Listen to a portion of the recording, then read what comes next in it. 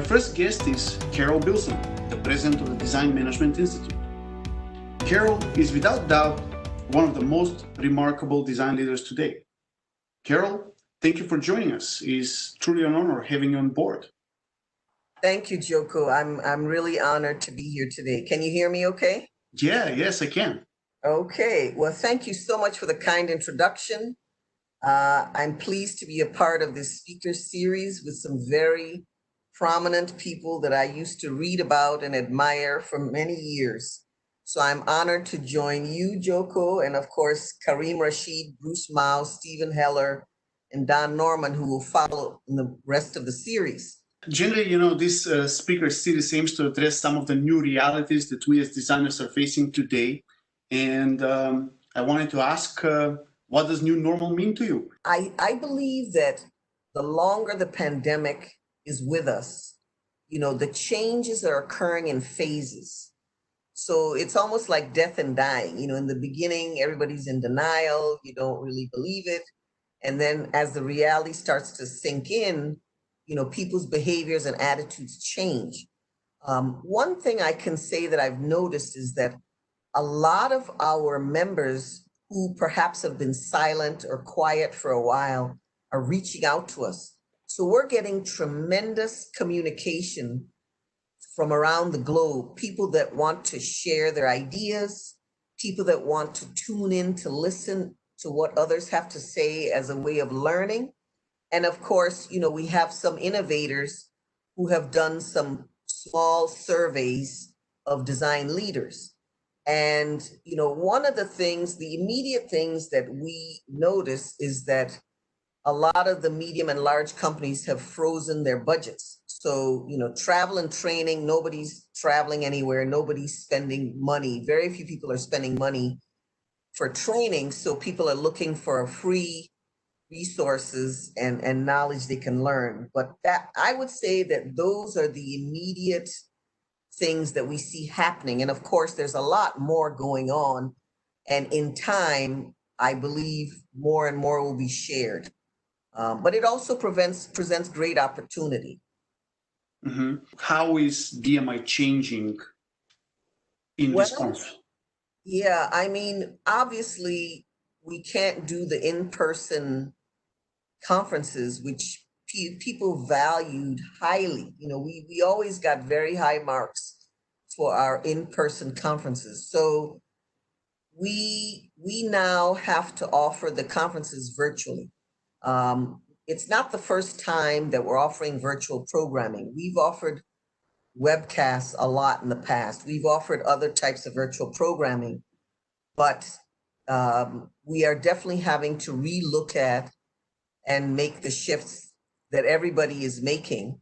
And, in the beginning of the pandemic, we even offered some workshops on video collaboration, because just getting everybody used to the technology and, and the lighting and the, all kinds of aspects of virtual technologies. So we're changing in many ways, and I expect that there will be more changes because, if you listen to the experts, the pandemic is probably going to be around until next year sometime.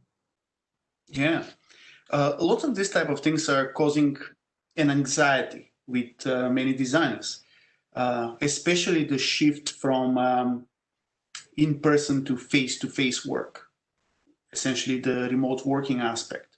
And I was wondering what kind of conversations you have come across in the field, like how are professional designers adapting with this new way of working? Right. Designers, most designers generally like to have a lot of face-to-face experience. They like to go to workshops and build things and so on, make models, and that is no longer the case. Yeah, no, these are very, I've been having these conversations as recently as last week.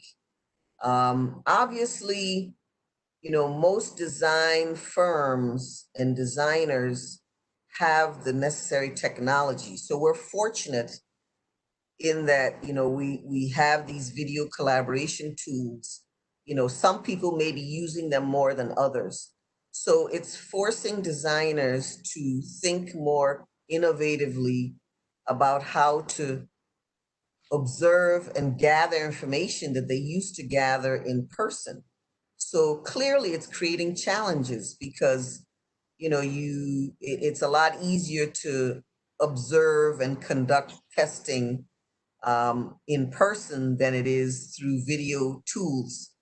Um, so I would say that, again, the shifting is happening in phases, so people have, I think, have gotten over the initial hump of, how do I set up and engage via video collaboration, but now how do I use that tool and other tools to continue to do the work that I used to do?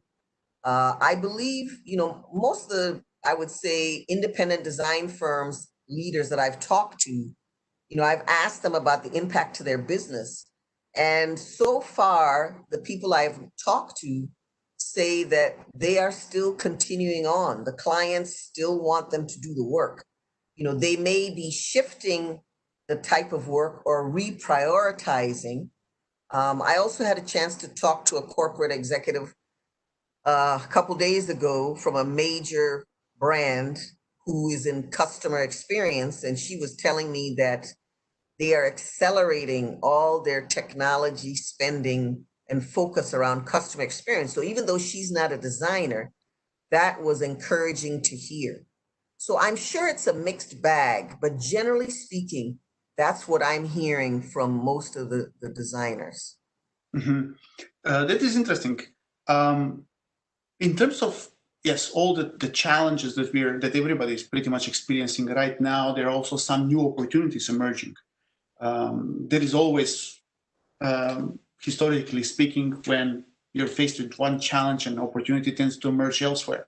What would you say are kind of like the new type of opportunities that are emerging within the profession? Well, that's a good question. I'm not sure that I have the exact answer, but my thoughts around that are whenever we're in a crisis or a time of extreme stress, it creates an opportunity for us to think differently, to think out of the box. It also is a time for people to try to soak up more knowledge, to do research, to read. I find that I'm reading a lot more than I used to. And so what that does is I find that people are focusing in a different way. So prior to the pandemic, people were extremely busy and it was very difficult sometimes to get their attention. I'm finding now that it's a lot easier to get people's attention because they don't have as many interruptions. They're still busy, but they don't have as many interruptions as they used to have. So you generally are able to get responses. So people really can use this as a time to learn and to do some deep thinking and to do some experimenting and to reach out to people perhaps that they wouldn't normally reach out to. Yeah, I kind of noticed the same thing about myself in terms of less distractions and kind of more concentrated effort on certain things. I think that also I think other opportunities are that many designers, especially, and I look at, let's say, from one aspect that are students and how they have been kind of managing things throughout. I noticed that, and we encourage them quite a lot for them to kind of like learn new type of skills and strengthen certain other type of skills that will be much more relevant in a remote working environment versus the traditional way we used to do things. And I think the results were overwhelmingly positive and quite encouraging in terms of the new skills that the students developed. Another thing, another kind of, I think, opportunity has been, and this from a corporate side. Recently, I had a conversation with one very large corporation, and what they have seen as a positive was that all of a sudden they could bring on designers on board from all over the world versus before looking at just designers that were living in the area where their office was.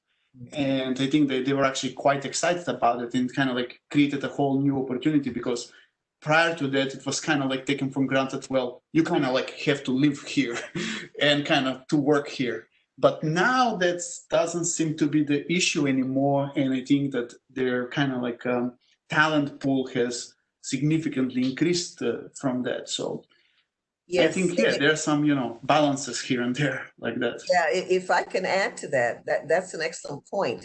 The thing is, though, when you're meeting people for the first time, if you're doing it virtually or through video, the jury's still out on that, because getting to know somebody, I mean, it's better to see a face and have a conversation than to not see the face at all, but it's still not the same as in person. So it's going to be very interesting to see what happens over time. But you're absolutely right. I mean, this perhaps will allow design services to become more globalized. Yeah. Well, I have been following your career for the last few years, and since we have a chance to know each other, and you have been a very active advocate for diversity and equity in the profession. I'm very aware of the initiative that you mentioned, the diversity in design, and I really appreciate all the work that you have done in that area. So can you please tell me more about this particular initiative and some other initiatives that you have introduced at the Design Management Institute? Sure, I'd be happy to. So, as a woman, I studied industrial design and graphic design, and my career was primarily focused, the early part of my career was on industrial design. And then I stepped out of industrial design. I took a program manager role, which was about commercialization. And so I managed multiple disciplines, engineering, supply chain, manufacturing, design, etc. And what that did was it gave me, it gave me tremendous opportunity, but I also experienced tremendous hardships in my career. I mean, I would need a whole day to describe some of the challenges that I experienced along the way. And so, I learned so much, because I think you learn from positive experiences and you learn from negative experiences. And whenever I would be in these difficult situations, I would think, I'm learning what not to do when I become a design manager. So as a result of, the life's experiences and the fact that there are so few women in leadership positions, even today, I always had a passion, you couple this with my interest in the community. I volunteered heavily in the community as soon as I graduated from college. I'm a firm believer in giving back to the community. Part of it is my cultural heritage and my family. We just believe very strongly in giving back to the community. And so many people sacrificed for me to be able to do what I'm doing. So the combination of that and the experiences and challenges I had along the way, I always have felt that whenever I can make positive contributions that will hopefully inspire or bring others along, I want to do that. So about 4 years ago, Jerry Kathleen, who's the chairman of LPK, at the time he was the CEO, and I were having a conversation, and I found out that he was just as passionate about diversity as I was, and he was the board chair of DMI. So, you can't push forward these kinds of initiatives without strong support. So Jerry was extremely generous, not only with his support for pursuing this, but he also offered us the facility to hold our first conference so that it could be relatively inexpensive and we could attract, more diverse in terms of level, position. So we knew that there weren't that many executives, women and people of color. So we had to broaden the umbrella. So to LPK as well as P&G were really our beginning sponsors. And so we started this diversity in design conference that we've had now for 3 years. We also created a diversity in design manifesto, which is on our website. And it's really a guide, for anybody. It's a guide. It's an opportunity to hold a mirror up. It's an opportunity to recognize people and companies that are doing constructive and positive things around diversity. And then we also dedicated the third quarter issue of our DMI Review magazine every year towards diversity. And the point about that is the topics are not all about diversity. The point is to invite women and people of color to write articles about any topic of interest to them. It could be around leadership, strategy, methods, tools, case studies, anything at all they want to share as a way to highlight what they're doing. And I'm so thrilled. This is our fourth year. We'll be coming out with the next issue shortly. And it's just amazing how these initiatives have brought people to us that we normally wouldn't even know about. So, and we're hearing more voices and more stories. So the whole intent here is that we want to encourage women and people of color, if they are interested in getting into design management or project management, we want to encourage them to pursue their career initiatives, to know that there's a support network within DMI of people that they can receive mentorship from, bounce ideas off of, and to encourage them, because it can be very lonely and very discouraging if you don't have a support network and you're trying to get ahead. That's great. I know from some conversation, for example, with our students who are also Black students or students from other minorities and so on, one of the main things that they have mentioned was the lack of mentors and people that they can identify with when, in the profession. This also comes, of course, even within the university, within the school, but also within the profession as well, when they either go on co-op opportunities, internships, or when they start employment. It was that kind of like a lack of role models and mentors was one of the things that kind of emerged quite at the top of the conversation. So it's really encouraging to kind of learn that you have set up such a network, and actually we'll have to follow up with you on that on a separate note so that we can kind of integrate that much better with what we do here. Absolutely. And Joko, if I can just say one more thing. Last year at our Diversity and Design Conference, we had over 100 people attend, 100. The first year is maybe 50. And it's people of all ethnicities. So while the majority were women and people of color, there were majority people there as well. There are people from all cultures. So it was really a microcosm of America and an opportunity for everybody to learn. So, people that are in the majority population can learn from women, can learn from minorities, and the minorities, vice versa, can meet potential role models and mentors. So, I believe what you're hearing from the students is it's very helpful to see people that look like you in leadership roles.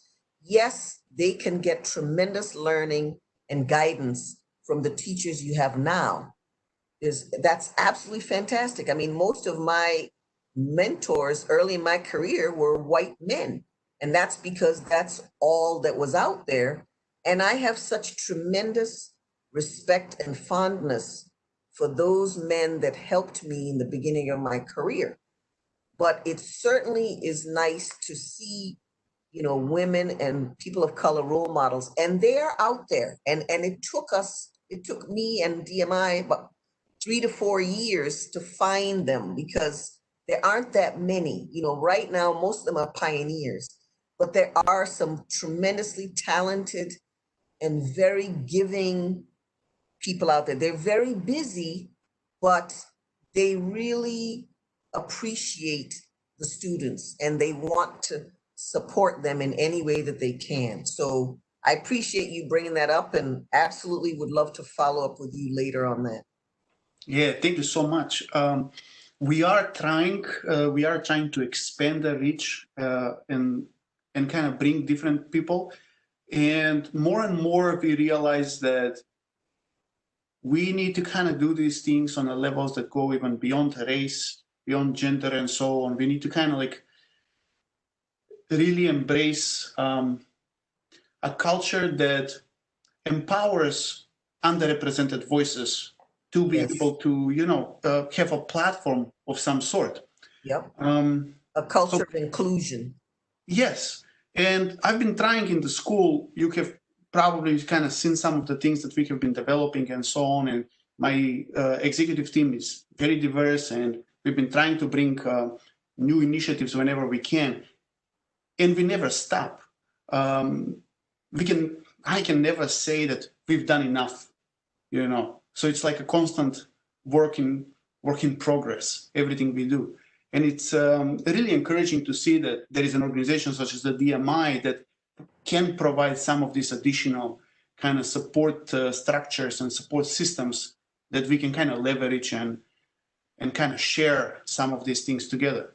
Well, Gjoko, I appreciate what you're saying, and I appreciate what you're doing, because the mere fact that you're even raising it allows people the opportunity to dialogue and to share what would help them. Because for so long, nobody asks what we think or what would be helpful. I mean, I had an executive of a major company reach out to me and willingly admit, I'm not a minority. I don't understand the issues, but I'm willing to admit what I don't know. And he brought a couple of his employees to have a dialogue with us at DMI about, how could they do things a little differently? How could they be more inclusive? And for me, that's so powerful. I mean, it doesn't have to be rocket science. You start out small and then it just builds over time. It's just like us starting our initiative.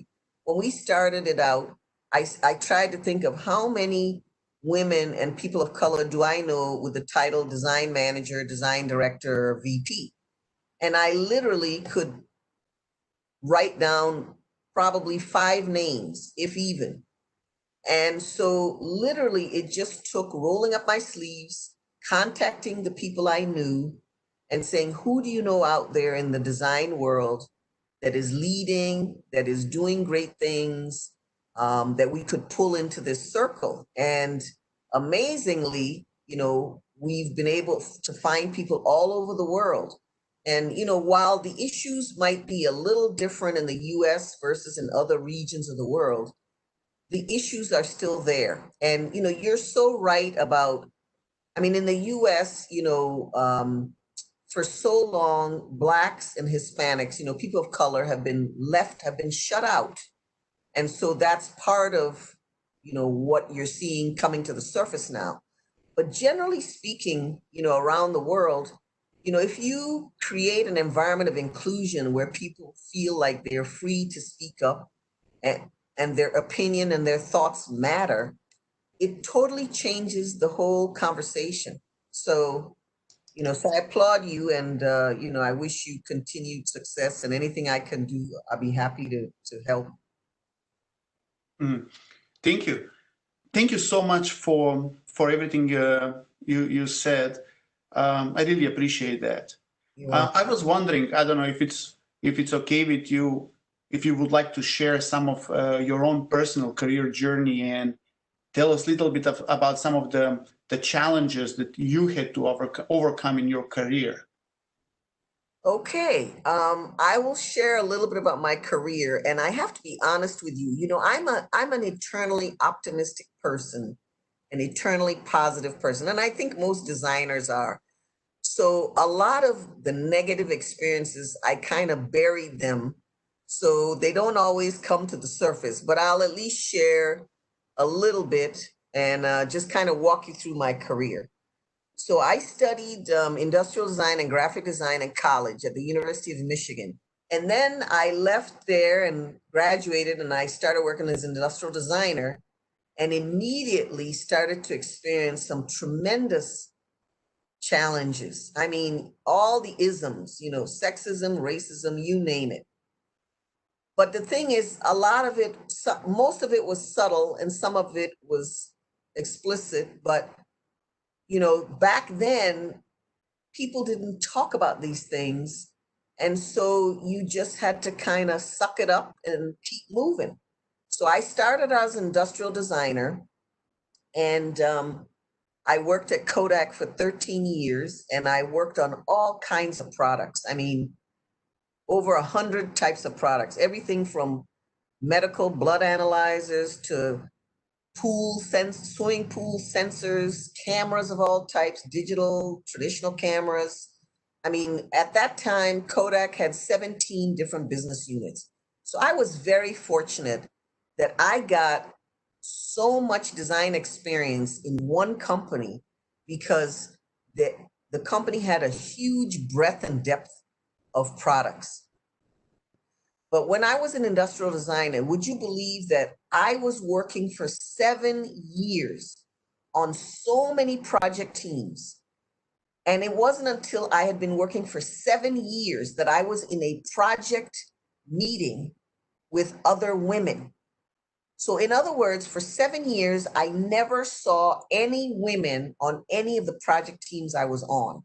And I vividly remember the project leader was a woman engineer and the human factors engineer was a woman. And when everybody left the room, we were just squealing and screaming. I mean, we were just so excited.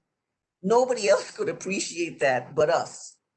And we worked on fabulous teams. I mean, there were lots of wonderful people I worked with, but there's just something about being able to see other people that look like you, that you can feel a certain comfort level and role modeling with. So anyway, I continued to advance in various levels of design. If somebody told me I couldn't do something, I would work overtime to prove them wrong. So I was very persistent. I never gave up. Regardless of the negativity, the obstacles that were thrown my way, the sabotage and all the kind of stuff, I persisted. What would be your advice to any new design graduates interested in embarking on a career in design right now? I know that many designers are worried about the current job market and they're very anxious about it. So what would be your advice in a career in design? Yeah, that's a good question. When I graduated, we were in a terrible recession. So even though it was not a pandemic, I experienced the challenge of graduating when there were no jobs and a long recession. So the thing I would say is that, first of all, don't be discouraged because, this kind of thing happens from time to time. Granted, this is a pandemic, so this recession may be a little longer, but you want to make sure you use the time to the best of your ability. So if you are not in a network, you should join a professional society, any professional society. You can join DMI, you can join IDSA, AIGA, there's all kinds of organizations. But I just encourage you, join an organization that you think best fits what your interests are, and then try to get to know some of the people. And I know everything is virtual now, but you can still look up the members and you can reach out to people who either work where you would like to work or are doing things that you would like to do, or you can go on LinkedIn and look up their background. You can see where they went to school and what kinds of jobs they had. And if they're an alumna from the same school you went to, 9 times out of 10, they will respond immediately if you send them a note. So, you also want to take advantage of learning. So granted, you've had the formal learning, but now you can still learn. You can, if you go on LinkedIn, that's where the business community is primarily. You can read a lot of articles. With DMI, you can become either a student member, which you have to pay for, or you can become what's called a non-member guest, and you still can take advantage of a lot of what we have to offer. So, don't be discouraged, make your voice heard, reach out to people, network. We all were students at one point in time, and, have the courage to reach out to people and try to connect with them, people that are working, so they can give you ideas, help you, and eventually companies will start hiring again. We had a recruiter in a workshop about a month and a half ago, and she said that she's continually talking to, business leaders, and they all said that, in 3 to 6 months, they believe that they'll start hiring again. So that's what I can share. Well, that's very encouraging and ending the conversation on a very positive note, I will say. Something we can have something to look forward to, kind of Absolutely. at least kind of renewed interest in the design community, in the design profession as well. So, Carole, thank you so much for your time today and for opening the new normal speaker series for us. It has been really a pleasure having you on board. Thank you, Gjoko. It's been a real honor and really appreciate it. And if anybody wants to learn more about DMI, just go to dmi.org. Thank you. Thank you so much.